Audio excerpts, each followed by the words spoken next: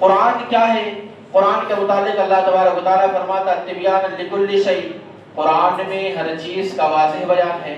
قرآن میں اللہ فرماتا تفصیل لکل شیء، اللہ تبارک و تعالیٰ نے قرآن مقدسہ میں ہر چیز کو تفصیل کے ساتھ بیان فرمایا ہے۔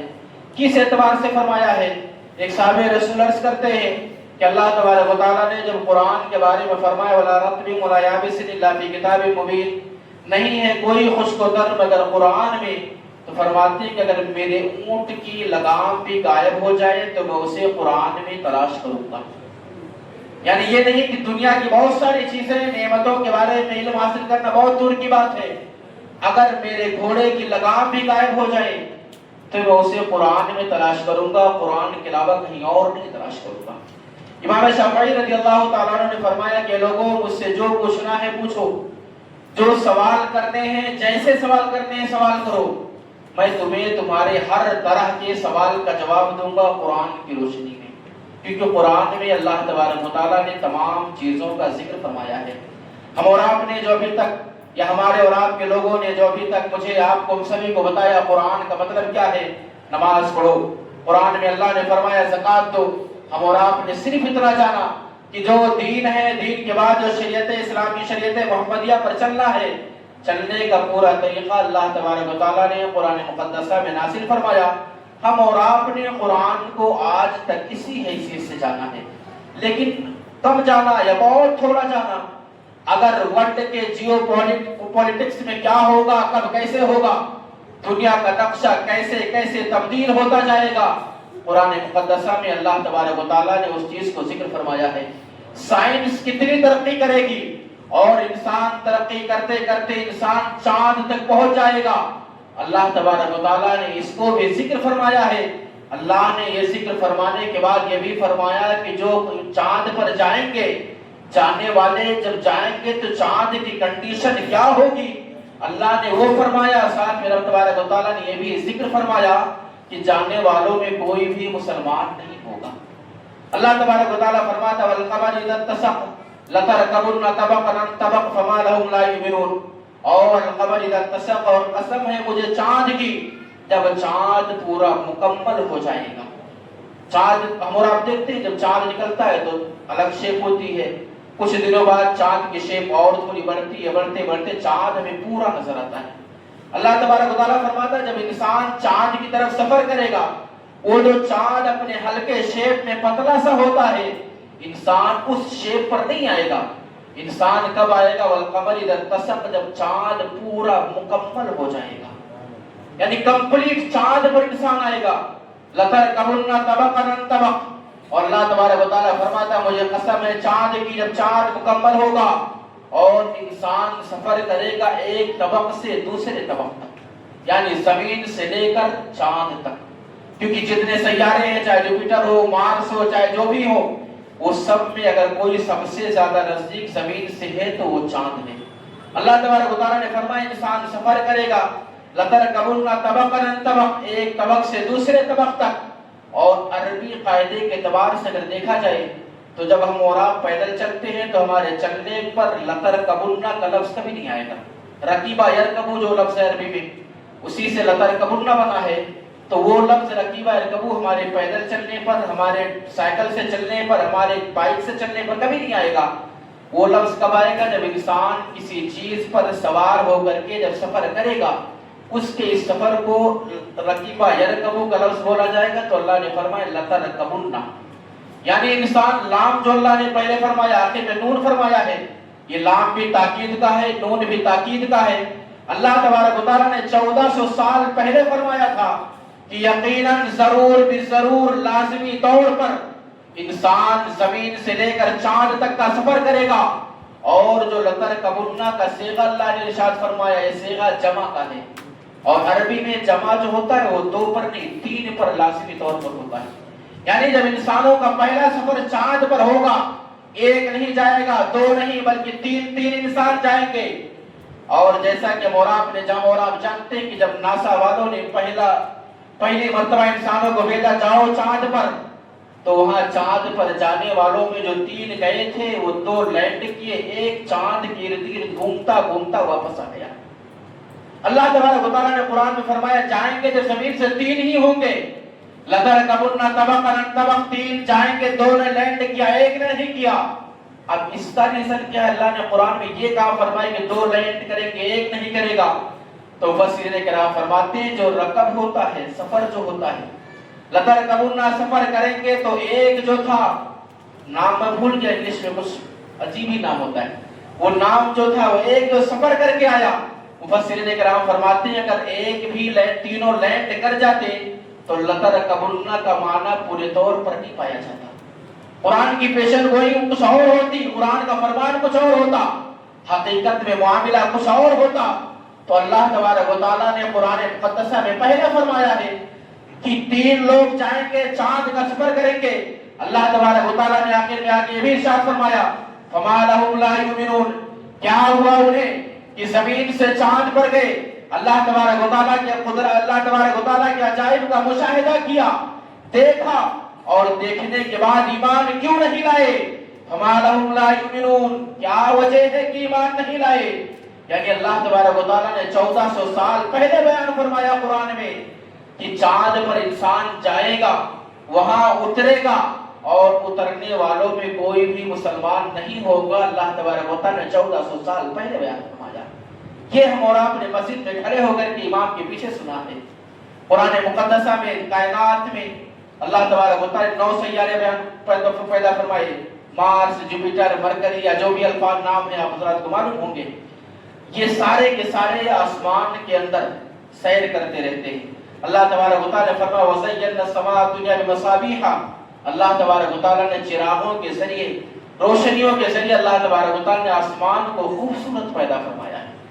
یہ جو 9 سیارے ہیں اس میں سے 7 رائٹ سے لیفٹ کی طرف ہمیشہ چکر لگاتے ہیں، اور ایک سیارہ یا 2 سیارے جو کہتے ہیں زمین چلتی ہے ان کے حساب سے 2، جو کہتے ہیں نہیں چلتی ان کے حساب سے 1۔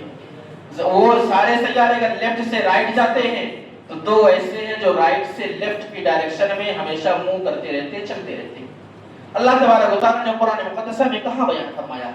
اللہ تبارک و تعالیٰ نے قرآن میں فرمایا وَكُلٌّ فِي فَلَكٍ يَسْبَحُونَ، اور جتنے سیارے ہیں ہر سیارہ آسمان میں چکر لگاتا رہتا ہے، ہمیشہ چلتا رہتا ہے۔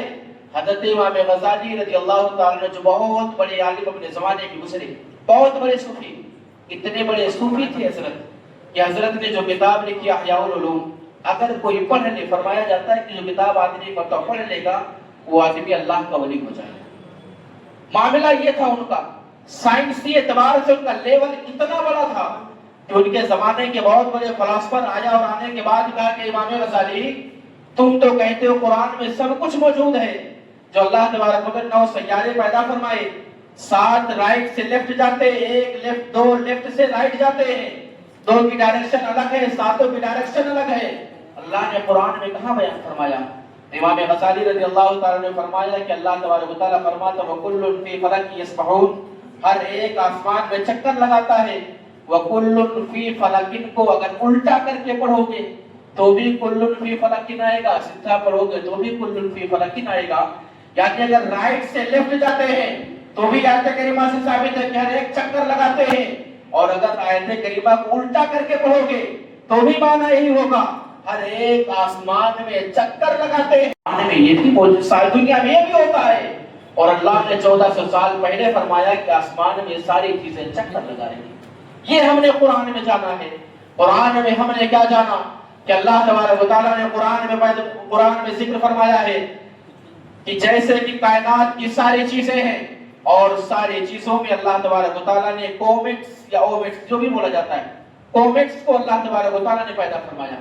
کومیٹس کیا ہے؟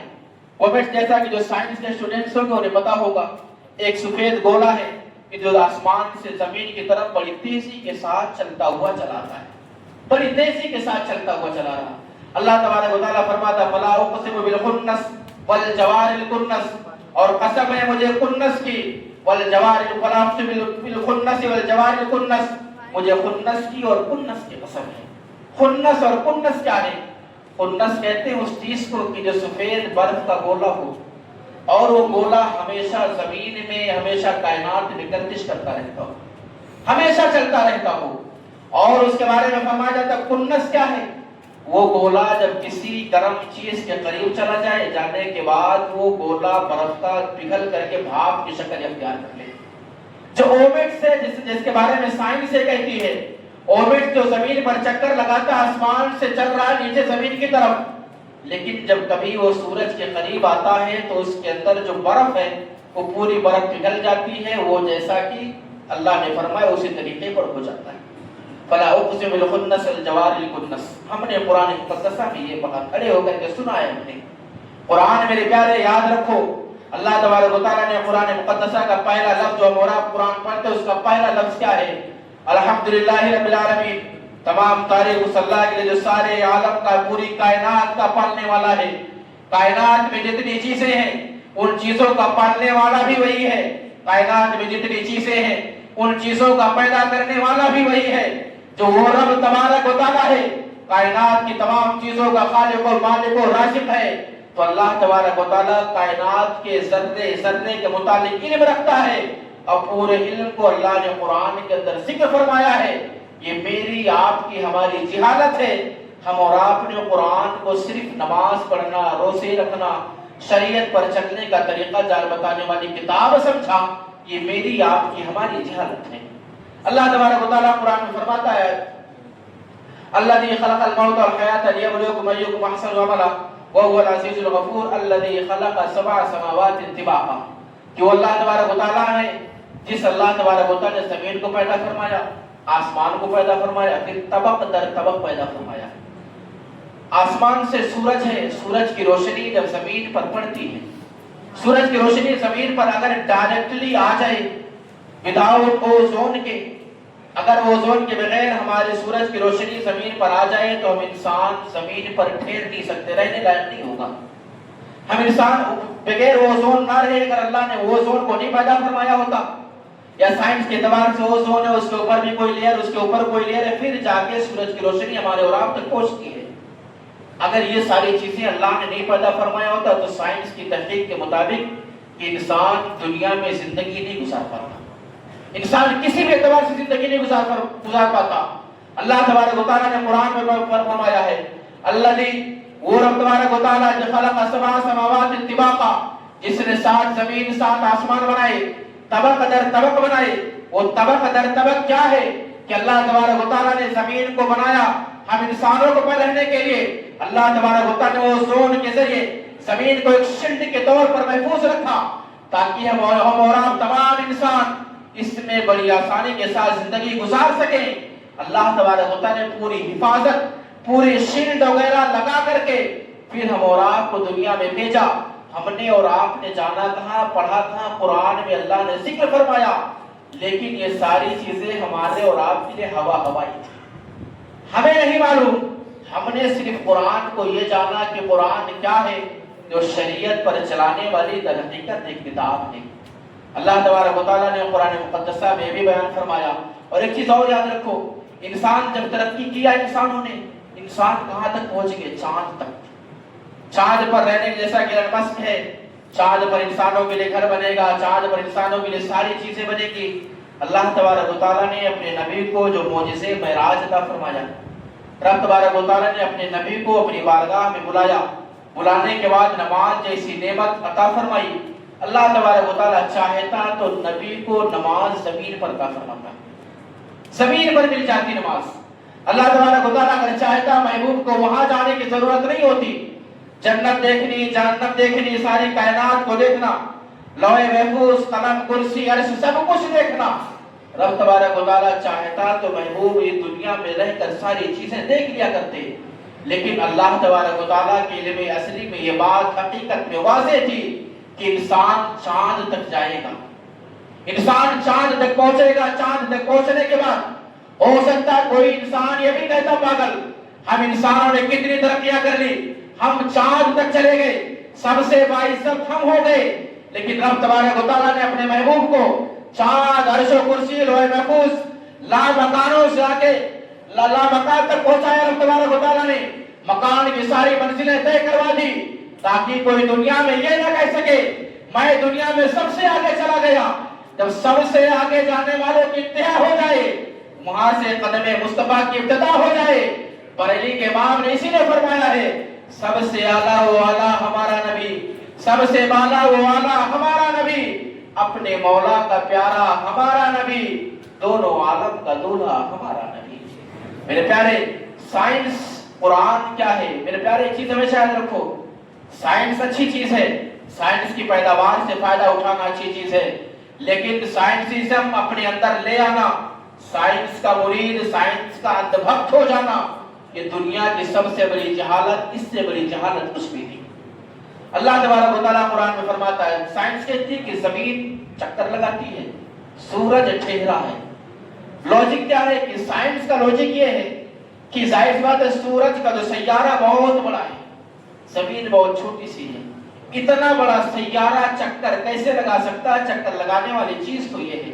अल्लाह तबारक व तआला कुरान में फरमाता है, वश्शम्सु तजरी लिमुस्तक़र्रिन लहा, सूरज अपने वक्त पर चक्कर लगाता है, चलता रहता है। कहां तक? लिमुस्तक़र्रिन लहा, जहां उसके ठहरने की जगह है।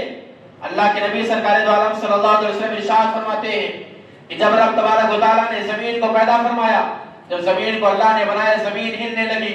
जब जमीन हिलने लगी तो अल्लाह तबारक व तआला ने जमीन को ठहरने के लिए कि जमीन रुक जाए, अल्लाह तबारक व तआला ने पहाड़ों को कील के तौर पर जमीन के अंदर धंसा दिया, ताकि जब पहाड़ धंसे रहेंगे, इतने वजनी वजनी पत्थर, जमीन एक जगह पर ठहरी रहेगी। साइंस भी कहती है कि जमीन पहाड़ों की वजह से जमीन रुकी है। 1400 साल पहले अहमद मुख्तार ने फरमाया कि अल्लाह ने जमीन पर पहाड़ों को इसीलिए रखा है ताकि जमीन एक जगह पर ठहरी रहे। दूसरी चीज अल्लाह तबारक व तआला फरमाता है, हजरत मूसा अलैहिस्सलाम, हजरत खिज़र अलैहिस्सलाम चले, कहा क्या हासिल करने के लिए? आबे हयात। आबे हयात भी लेंगे, कभी मौत नहीं आएगी, हमेशा के लिए अमर हो जाएंगे। हजरत मूसा अलैहिस्सलाम भी चले, हजरत खिज़र अलैहिस्सलाम भी चले, चलते चलते दुनिया के एंड तक पहुंच गए। वहां जब एंड पर पहुंचे तो अल्लाह तबारक व तआला फरमाता है, हजरात ने देखा कि सूरज डूबता कहां है? फी ऐनिन हमियतिन, सूरज जो डूबता है ना, उस डूबने की जगह कि सूरज कीचड़ में या कीचड़ टाइप कोई जगह है, वहां पर उन दोनों बंदों ने देखा कि सूरज वहां पर डूब जाता है। अगर सूरज चल रहा होता तो कभी सूरज का डूबना हरगिज़ ना पाया जाता। साइंस है, साइंस यकीनन अच्छी चीज है, लेकिन याद रखो मेरे प्यारों, जब आदमी बहुत ज्यादा साइंटिस्ट या साइंसिज्म उसके दिमाग में सवार हो जाता है ना, फिर वो अल्लाह तबारक व तआला की वहदानियत, अल्लाह तबारक व तआला के वजूद का इनकार कर बैठता है। साइंस कहती है कि ये पूरी कायनात एक बिग बैंग के जरिए वजूद में आ गई, यानी बनाने वाला कोई नहीं, अचानक बिग बैंग थ्योरी के जरिए कायनात वजूद में आ गई। एक सूरत है जिस सूरत का नाम सूरह फलक है, जिसे मुराद हर इंसान को, हर छोटे बच्चे मुसलमान को जरूर याद होगी, हर नमाज पढ़ने वाले इंसान को याद होगी। अल्लाह तबारक व तआला फरमाता है, कुल अऊज़ु बिरब्बिल फलक मिन शर्रि मा खलक। इस दोनों आयत करीमा में पहला लफ्ज है फलक, एंड का, दूसरा लफ्ज है खलक। खलक कहते हैं उस चीज को कि जो चीज प्रोसेस के जरिए धीरे धीरे पैदा की जाए। हज़रत आदम अलैहिस्सलाम पैदा किए गए, डायरेक्टली नहीं हुआ कि जमीन लाई, पत्थर मारा, मिट्टी जमा की, डायरेक्ट आदम तैयार, ऐसा नहीं हुआ। जिब्रील जाओ जमीन से मिट्टी लाओ, हज़रत मलकुल जमीन से मिट्टी लाई, उसे गोधा गया, कायनात की जितने तरीके की मिट्टियां, सारी तरीके की मिट्टियों को मिलाया गया। मिलाए जाने के बाद हज़रत आदम का पुतला तैयार किया गया। पुतला तैयार करने के बाद फिर उसे कुछ दिनों तक, एक रवायत के मुताबिक 40,000 साल तक अल्लाह तबारक व तआला ने बिला नूर नबी के वैसे रखा। फिर हज़रत आदम अलैहिस्सलाम के जसद खाकी में नूर डाला गया या नूर मोहम्मदी डाली गई, जिसे जान कहा गया। फरिश्तों ने आगे सजदा किया, हुक्म हुआ, नूर पीछे गया, फरिश्तों ने पीछे सजदा किया।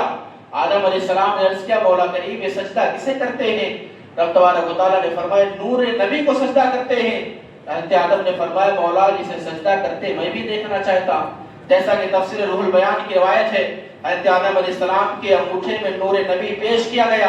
जब नूर नबी को देखा तो चूमा आंखों से लगा लिया। ये जो पैदाइश आदम है, एक बारगी नहीं हुई, प्रोसेस के जरिए हम और आप पैदा हुए।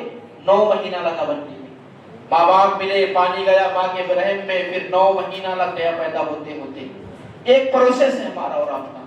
इस प्रोसेस को खलक कहते हैं, इसी को तखलीक। फलक किसको कहते हैं? फलक का दर हकीकत माना यहाँ पर अगर अभी की जो तफसीर है, तर्जुमा जो मिलेगा आपको, اس میں ترجمہ یہ ملے گا کہ جس نے رات کو صبح سے الگ کر دیا، یہ ترجمہ آپ کو قرآن مقدسہ میں ملے گا۔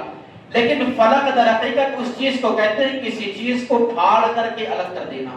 اللہ تبارک و تعالیٰ قرآن میں فرماتا ہے ان اللہ فالق الحب والنوا، کہ وہ اللہ تبارک و تعالیٰ ہے کہ جو زمین اور بیج کو پھاڑ کر کے، گیہوں کے دانے کو پھاڑ کر کے اللہ تبارک و تعالیٰ اس کے اندر سے جو پودا پیدا فرماتا ہے، وہ اللہ تبارک و تعالیٰ ہے کہ جو دانے کو پھاڑ کر کے اس کے اندر سے پودا پیدا فرماتا ہے۔ بگ بینگ کی جو پوری تھیوری ہے سائنس کی، وہ در حقیقت قل اعوذ برب الفلق، یا رب تبارک و تعالیٰ کی جو شان فلقیت ہے، اسی شان فلقیت کا ایک حصہ ہے کہ اللہ تبارک و تعالیٰ نے کائنات کو کیسے پیدا فرمایا۔ سائنس کہتی ہے بگ بینگ کی ایک تھیوری ہے، زمین کو الگ ہوئی، آسمان الگ ہوا، پوری کائنات الگ ہو گئی۔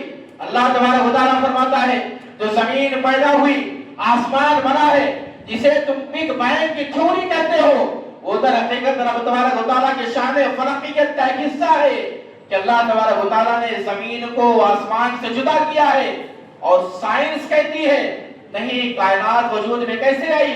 بگ بینگ کی تھیوری کے ذریعے کائنات اچانک خود بخود وجود میں آ گئی۔